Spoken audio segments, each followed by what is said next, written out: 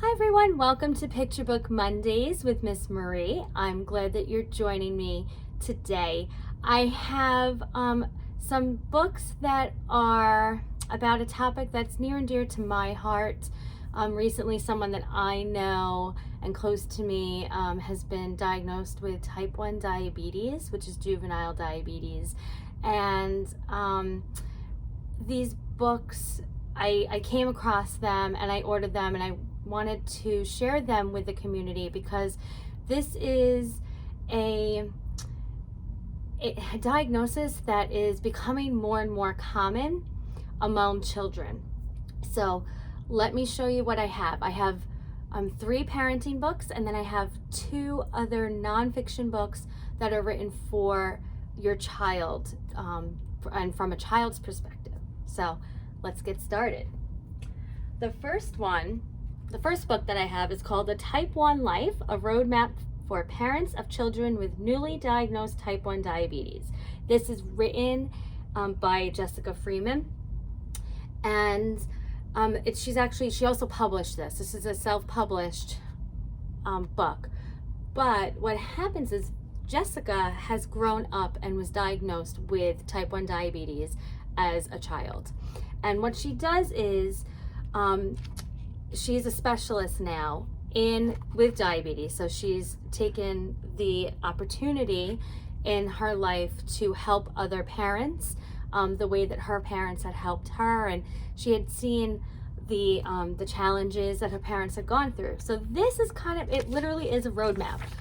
This is definitely true, where it goes from newly diagnosed, all the questions that you have in your head as a parent, as a family member.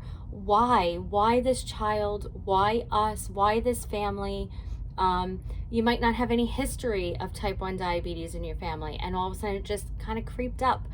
And she also goes into helping parents with recognizing different basically different trends and patterns with whatever your child is eating, how their body reacts to the food that they're eating, going to camp, seeing doctors, even insulin pumps and monitors, just how to navigate all of what you need. It's written in layman's terms, so it's not medical terminology. I definitely recommend this book. All right. And the next one, which is a very important book, is Diabetes, Snacks, Treats, and Easy Eats for Kids. This is written by Barbara Grunes with Linda R. Yoakam. They are doctors, and what they do is it's nice. They have 150 different recipes in here. They give you a little guide on what to do with a meal to balance their meal between carbs and protein and sugars, and then they give you excellent, very simple recipes to follow. Anything from appetizers, snacks, all the way to desserts, dinners. And what's nice about this is even if you have other, let's say, food allergies that the child has, you're easily able to substitute other foods, other sugars. Sometimes they recommend Splenda in here if you choose to use another sugar substitute, or cut a sugar in half if you don't want them to have a sugar substitute. Then you're able to do that as well. So definitely a nice addition to a family who is going through these trials and tribulations with the new diagnosis. Okay, this next book is also a parenting book. This book is called Highs and Lows of Type 1 Diabetes, the Ultimate Guide for Teens and Young Adults. Believe it or not, a lot of children, I've been looking into this, they are diagnosed when they start going through their changes and in puberty. So this is a very good book and resource for parents with that preteen, the teenagers, where their bodies are growing in many different ways, And so Patrick McAllister had come up with this book. This is medically reviewed. It is endorsed by a pediatric diabetes team from Yale Medicine. So definitely a great book. This is published by Good Books. And what they do is they go through, again, it's another guide. And they go through hypoglycemia with little pictures so you can get an image of what facial expressions are, because sometimes if your blood sugar is too high or too low, the person's not able to communicate well. How to take care of your glucose monitor. Okay, different drugs, where to put your injections. And then they go into how to communicate with people that you have type 1 diabetes, just a guide, surviving school, telling your teachers, having a 504 plan for your school, which is what you definitely need to have, that support system. And how to choose good foods when you're a teenager. You like to eat anything and everything that you see, and how to do that. How also to play sports, and how you can avoid those spikes in your blood sugar or the drops in your blood sugar. So definitely an excellent resource.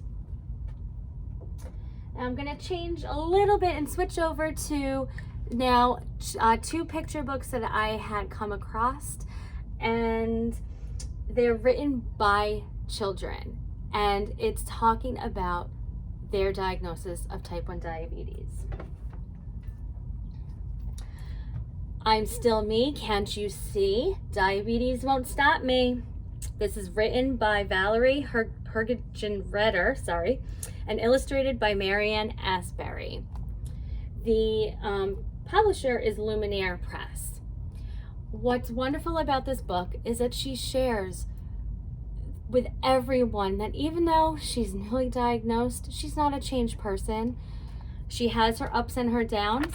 She's going to have her moments, but she knows that she's different, and that she knows that she is special because she has the tough days, which make her stronger than some other children who might need to experience different things at different times of their life, but she's experiencing that now.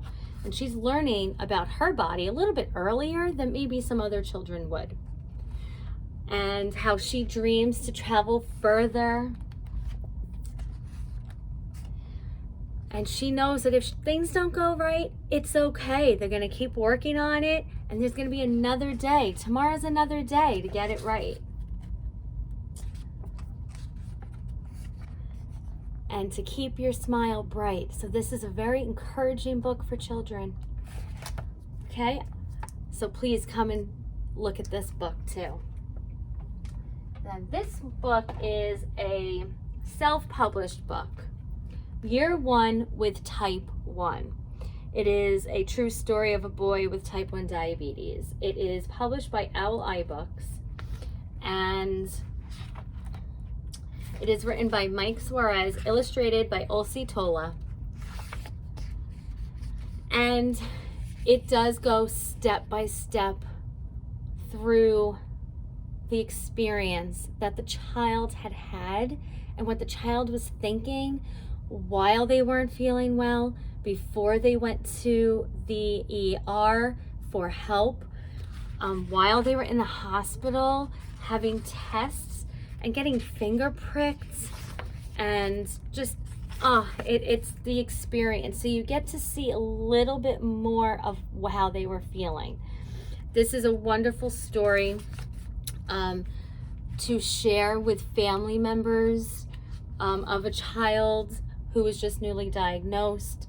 Maybe a therapy dog would help them as well, like this one in the hospital. And and he goes to step by step of meters and family life and how he can still do everything that he was able to do beforehand, even though he has all those other tools with him and to help him. So I recommend every single one of these books for teachers, for educators, for caregivers, families with who have had that experience. Maybe you know somebody, a neighbor, a friend. So definitely come in and take a look at these books. All right? Have a wonderful week. See you next time.